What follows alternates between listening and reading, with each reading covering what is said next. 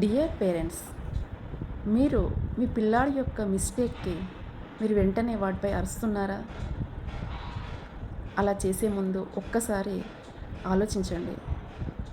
React అయ్యే ముందు ఒక పాజ్ ఇవ్వండి. గట్టిగా గాలి పీల్చి వదలండి.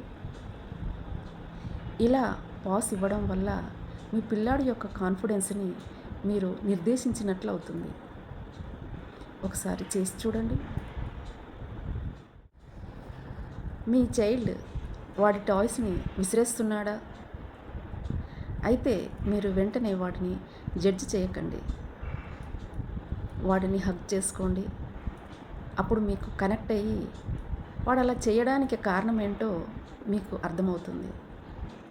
అప్పుడే వాడిలోని భయాన్ని వదిలేసి న్యాచురల్గా ఉండగలుగుతాడు.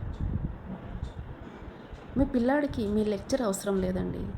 మీరు అర్థం చేసుకోవడమే వాడికి కావాలి.